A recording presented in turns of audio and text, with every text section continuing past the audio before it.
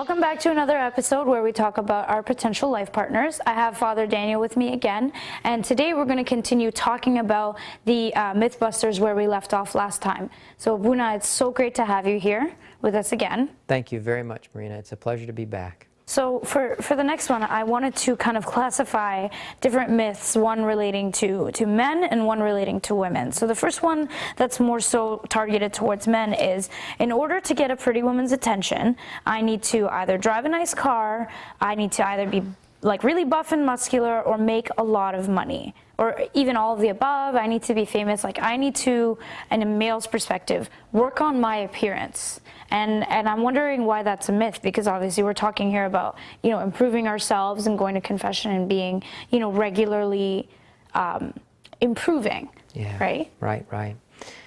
We all know that there's nothing wrong with a nice car or a great career or a great earning potential. That's all fine and well.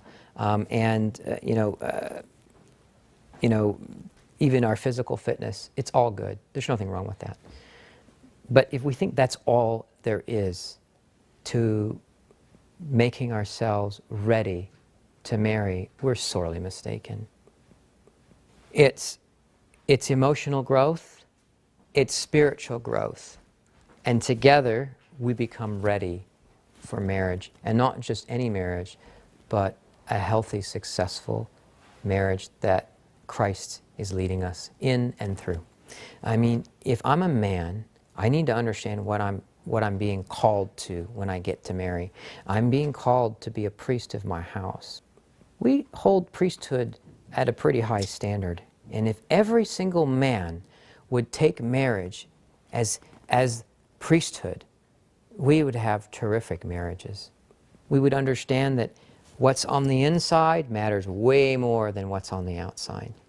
And many women will tell you that they would rather look first on the inside. What's on the inside? Purity of the heart, the stability and the confidence of the mind, the peace of the soul, the spiritual rightness before God, and our calling in life to serve God. Those things need time and attention in our single life stage. When we work on those things as much or more, we become a beautiful gift to our future bride as guys. That's what we want. So as women, I guess it's a two-part question. In order to get a handsome man's attention, I need to wear the cutest fashions. And that would mean, potentially wearing something that might be a little too tight, or maybe a little too short, or, even a little too little. Right? So I guess it's the same kind of idea of focusing on your outward appearance. That's right. It's the same issue. We can't keep focusing on our outward appearance and neglect the spiritual and neglect what's on the inside, right? And in fact, a word to the ladies, we used the fishing analogy before. If you want to really attract a man of God, you can dress in such a way as to actually scare him away. If you're not careful, the way you dress will scare that person away, and that's not what you want.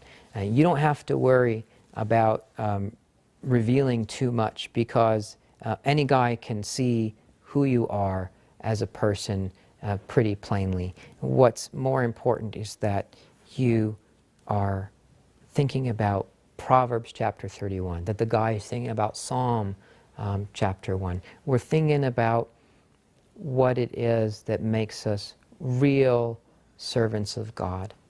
Does that mean I can't wear the latest fashions and styles? No. It just means I need discretion. I need to have good judgment. Does that mean I can't, go out and get a nice purse or a nice pair of shoes or wear something that's cute? No. Go ahead and do that. It's just be refined, be elegant, and be a witness for Christ. And you're going to have no problem attracting a great guy. it's all about the attraction, right, that comes with a relationship. And obviously that our outward appearance needs to kind of reflect our inward appearance. So if we're working on our inward and our relationship with God, then obviously the outward will be reflective of that, even without having to wear, something that may attract the wrong kind of attention. And so my next question to you is, what happens in an intercultural relationship where my potential fiance is not Orthodox yet, but there is no need to give them that extra time to study the theology, the means of worship, the history of the church. And it's all about the idea that we'll have plenty of time for that after we get married. How do we combat that idea?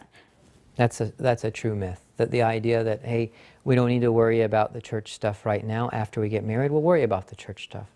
That's really seriously flawed, because we need to understand that when we're going to be made one on the altar of the Lord, we're going to be committed to the church and the faith, right? We don't use the church as a vehicle to get the girl, or the church as a vehicle to get the guy. And we don't basically go up to somebody and say, listen, if you just go through the motions here and just do as I say, we'll get through this, we'll rubber stamp the marriage, and we'll go on and live a happy life. It doesn't work that way. You're going to find that your spouse becomes quite resentful if that's the approach you take, and quite possibly will feel a bit betrayed. You don't want your marriage to be experiencing resentment and betrayal. Bring, during courtship, the person to church. Introduce them to your spiritual father. Teach them the life and the ways of the church. Allow them to experience the seasons of the church and to assess for themselves whether they can make a life and a home in this church. That's the right way to do it. Let it be his or her own choice, own volition, no pressure as to whether to come into the church sacraments and become baptized and or chrismated in the faith. That's the proper way to go about this process. There is no other better way. There's just no other acceptable way. When you go to a priest and you say, here she is, Father so-and-so, just do your thing and we'll get on with it. You put that priest in a position that is very, very uncomfortable, and you're going to unfortunately hear something along the lines of, I can't marry you. I can't do this because she doesn't know or he doesn't know anything about the faith. When we teach the Orthodox faith, we teach it in a structured manner. We have courses that are that are for catechumens that teach them about membership, about faith, about the sacraments, about the traditions, about the canons. We teach all of that. And we invite the person to take willingly. We do not compel them to take it. So you're going to find that if you do it any other way, it's only problematic.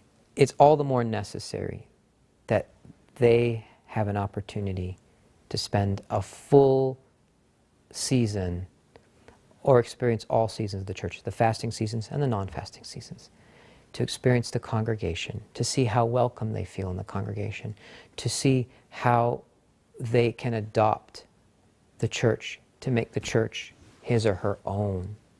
Then, when they're married, think about what the benefits are. Every Sunday you rise in the morning and there's no question about whether we're going to go to church together. Every Sunday you rise in the morning and you're already set on getting to church on time to hear the gospel, to hear the sermon, to take of Holy Communion, to serve together in the church as one. There's no question as to whether we're going to baptize our children in the church. There's no question of all of the fundamentals. We're in harmony. We love one another. We're serving God together. We're attending the church together. That's the way it needs to be. Right, so there's that kind of unity in the household once they are Orthodox, once they are baptized, instead of like rushing a marriage and just saying, even though, okay, they've kind of half learned everything and they kind of like it up till now, so let's just get married, right? It's better to know that they're kind of on the same level as you have, and even if you've been kind of born into this faith, you need to have someone who's born again into the faith, right? So whereas we've experienced it our whole lives and we've been blessed to have that, if a person chooses to accept this blessing, they need to fully understand what comes with it and what comes, you know, in that relationship and in that marriage, right? That's right. So the next topic I wanted to ask you about is about weaknesses and vulnerabilities. So there's a common, you know, thought process that talks about my fiance should never, you know, be exposed to my vulnerabilities, or almost this idea that you need to be so perfect for your fiance. You know, how do we deal with the fact that not only are we unperfect, but your potential fiance is probably going to be unperfect too, right?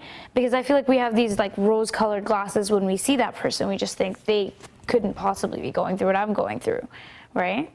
So how do we kind of address that? You know, you really want to understand how important it is to be real with your fiance. Your fiance needs to know who you are for real. And something about marriage we need to understand, and that is that as a man or a woman, I need to be vulnerable with my spouse. Vulnerability means accountability and entrustability. And when I fail to be vulnerable, then I am not going to be close.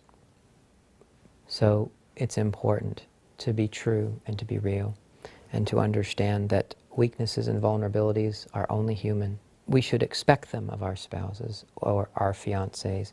If we find none, then something's not right. And that's a yellow flag. Right. So yellow flag would be kind of a warning sign to see if you want to pursue this, but not necessarily a red flag to completely end it off, right? Yeah, that's right. Okay. Proceed with caution. Proceed with caution. Right.